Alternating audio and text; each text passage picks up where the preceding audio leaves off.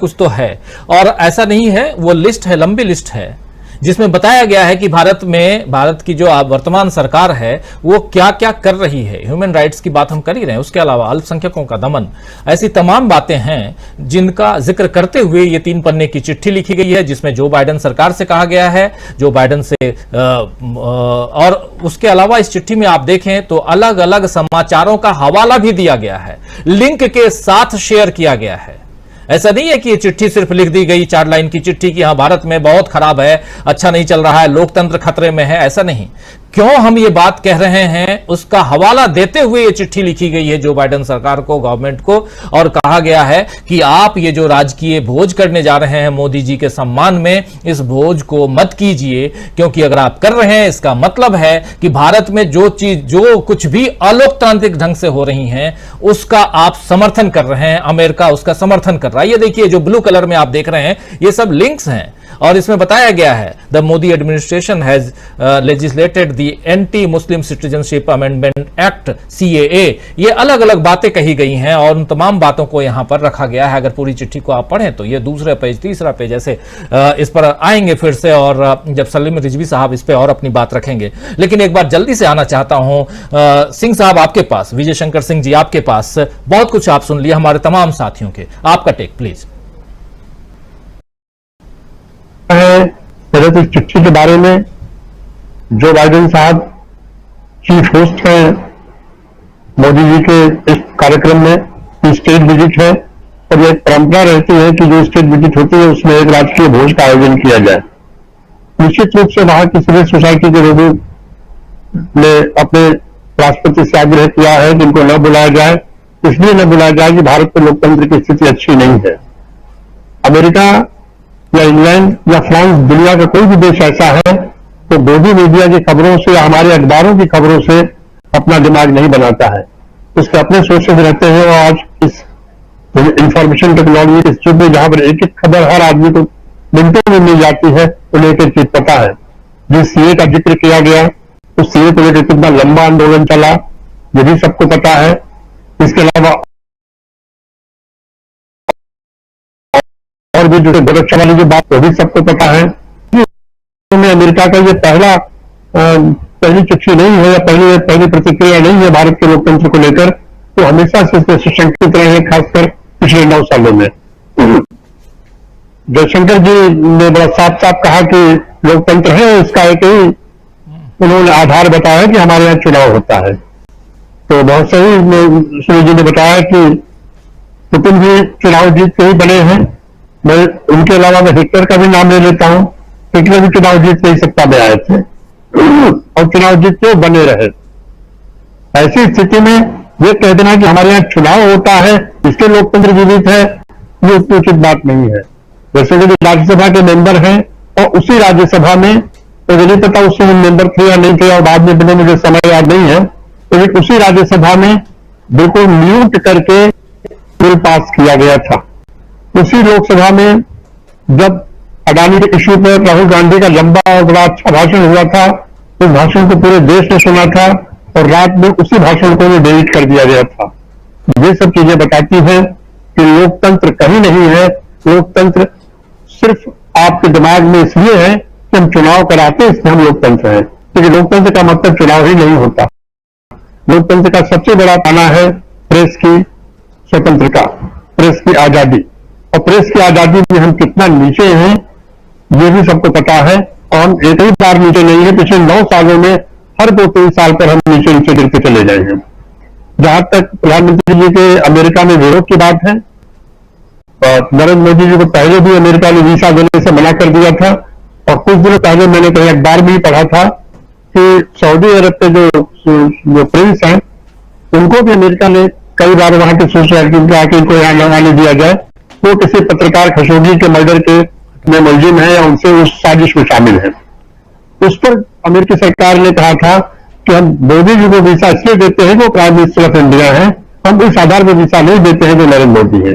तो साफ सी बात है वो भारत के प्रधानमंत्री को बुला रहे हैं। अब जो बाइडेन साहब सुशाई की बात मानते हैं या नहीं मानते हैं, भोज देते हैं या नहीं भोज देते हैं, वो बात की बात है। अमेरिका के बारे में मुझे बहुत जानकारी नहीं है, विजय साहब मौजूद है, वो हम लोग का ज्ञानवर्धन करेंगे। अब मैं आता हूं पहलवानों वाले इस मामले पे, थोड़ा हिस्सा खत के, लेकिन 2 मिनट में मैं कह देना चाहता हूं। ये जो खबर आ रही है कि जिसने मुकदमा लिखाया था उस नाबालिग बच्ची ने, जो पहलवान है, उसने वो मुकदमा वापस ले लिया है। मैं कह रहा हूं कि अगर जनवरी से ये बात चल रही है, जनवरी से बात आंदोलन की में चल रही है, पहले शुरू में कमेटी बनी, फिर मुकदमा दर्ज हुआ और इसके बाद अभी नहीं हुआ। अगर जनवरी से जून आ गया, 6 महीने तक यौन शोषण के मामले में जिसकी जानकारी प्रधानमंत्री को खुद दी गई है, उसमें अगर कोई कार्रवाई नहीं हो रही है, तब ये मुकदमा वापस लिया जा रहा है या बयान वापस लिया जा रहा है या बयान बदला जा रहा है, तो ये निश्चित रूप से सिस्टम के मुंह पे तमाचा है और सिस्टम के प्रति घोर अविश्वास है। सबसे बड़ी साख अगर किसी तो दिल्ली पुलिस की गिरी है, उससे सोचना होगा कल के दिन अगर मैं जाऊं और कहूं कि आप इस लायक नहीं कि आप मेरे मुकदमे की तफ्तीश करें, क्योंकि आप में हिम्मत नहीं है कि आप मिलजुल को पकड़ सके, तो जाहिर है कि मैं फिर उन रास्तों को अपनाऊंगा जो कानून से अलग हटके रास्ते होते हैं, बिल्कुल अलग रास्ते होते हैं। जैसे माफिया के साथ चला जाऊं, तो गुंडे के साथ चला जाऊं, या मैं कानून खुद अपने हाथ में ले लूं। तो इस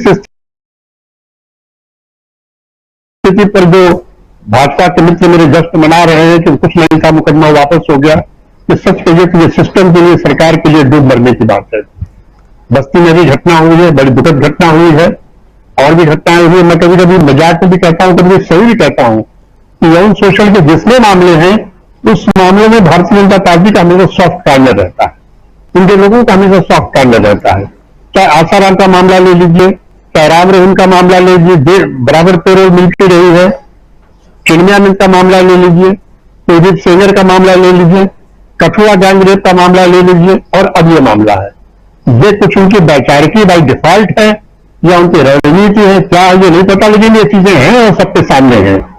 अब रहा सवाल ये कहने का, ये लोकतंत्र को बचेगा कैसे? लोकतंत्र इसलिए बचेगा कि लोकतंत्र सिर्फ आंदोलन से बचेगा, जो बात सामने आने से बचेगा। और राहुल गांधी को लेकर भारतीय जनता पार्टी जो आती है वो इससे परेशान है कि उन्होंने अरबों रुपया सिर्फ इससे खर्च किए कि इन्हें पप्पू के नाम से, इन्हें बिल्कुल एक मानसिक विकलांग के रूप कहकर या मानसिक रूप से बीमार कहकर प्रचारित किया जाए, ताकि ये दुनिया में इसी रूप में रहे। आज सब सच हो रहा है, सब कुछ सामने आ रहा है। ऐसी स्थिति में उनकी बौखलाहट है। अगर राहुल गांधी अगर एक बयान हल्का सा भी देते हैं, हल्की मजाक में भी कुछ कह दे, तो निश्चित रूप से ये 3 दिन तक टीवी पर आएंगे और टीवी पर बोलेंगे। तो चाहे जेपी नड्डा हो, चाहे इश्क मोहब्बत की बात करने वाली स्मृति ईरानी जी हो, जो अमेठी में बराबर बोलती रहती है, या और कोई नेता हो, रविशंकर प्रसाद हो, उनके पास तो कोई एजेंडा नहीं है सिवाय इसके, तो यही करेंगे। अब ये निश्चित है कि क्योंकि सरकार का काम करने वाले 2 ही मंत्री हैं, 2 ही लोग कर रहे हैं, बाकी लोग अपना राहुल विरोध में रहे हैं। लेकिन देश की स्थिति अब बदल चुकी है। राहुल गांधी को जिस तरीके से अमेरिका में अच्छा रिस्पांस मिला है, जिस शानदार तरीके से उन्होंने चाहे प्रेस कॉन्फ्रेंस हो, चाहे यूनिवर्सिटी में हो, चाहे सिविल सोसाइटी के बीच में हो, चाहे जहां भी उनको मौका मिला, अपनी बात कही, धड़ल्ले से कही और एक्सटेम्पोर कही, वो बहुत ही उनके लिए भी अच्छी बात है। हम लोगों के लिए खुशी की बात है कि एक विकल्प के रूप में एक अच्छा विकल्प तैयार हो रहा है। लोकतंत्र में कभी विकल्प की कमी नहीं होती है, दुनिया विकल्पहीन नहीं है, दुनिया में सदैव विकल्प रहता है। बस ये है कि वक्त होता है तो निकल आता है। राष्ट्रवाद सीक्रेट मीटिंग का मुझे उसके बारे में बहुत जानकारी नहीं है, मैंने आप ही के यहाँ देखा है। अब मैं चाहूंगा रिजवी साहब से आप पूछिए इस मीटिंग क्या है, उसका क्या असर होगा। बिल्कुल मेरा बस यही कहना है। बिल्कुल सिंह साहब, रिजवी साहब के पास ही आना चाहता हूं और उनसे समझते हैं। लेकिन एक बात जो आप यहाँ कह रहे थे पहलवानों की, उसमें जोड़ दूं, क्योंकि बहुत सारी खबरें पहलवानों को लेकर के गलत फैलाई जा रही है मीडिया के जरिए, और जिसमें शायद ये खबर भी आ रही है कि जो नाबालिग लड़की ने जो एफआईआर दर्ज कराई है उसने वापस ले ली है। इस खबर को लेकर भी कहा जा रहा है कि ये गलत है, ये अफवाह है।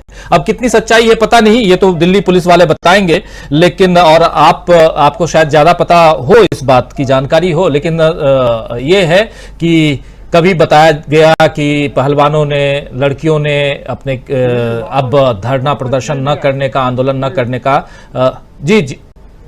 जी सिंह साहब वापस लेने के बाद ये खबर आ रही है कि उसने 164 में जो पहले बयान दिया था वो दोबारा बयान बदल दिया है। इतना आसान भी नहीं है, आप बार बार बयान बदलेंगे तो फिर मजिस्ट्रेट पूछेगा कि पहले ये कहा गया तो अब ये क्यों कहा गया।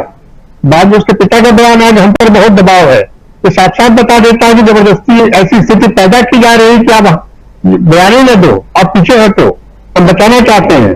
मैं यही तो कहना यही भी कहना चाहूंगा कि पहलवानों के आंदोलन को लेकर गृहमंत्री की लंबी बातचीत करें, 2 दिन मीटिंग चली, क्या उन्होंने इन 3 महीनों में एक बार भी पुलिस कमिश्नर को फोन करके कहा कि ये क्या तमाशा, इस पर कार्रवाई क्यों नहीं हो रही है? एक टेलीफोन तक जाने के 24 घंटे के अंदर मुलजिम गिरफ्तार होता है और उसमें कार्रवाई आगे हो जाती। लेकिन ये है कि एक इशारा ही जब नहीं है, यह हो सकता है यही इशारा हो, तुम चुप रहो, कुछ नहीं करना, जो भी इशारा होता है कि आप इसमें भी कुछ मत करिए, हम देख रहे हैं। तो हम अपने स्तर से अपना बहाना बनाते रहते हैं, बयान लेते रहते हैं, टरकाते रहते हैं। जी, आपसे बेहतर और कौन समझ सकता है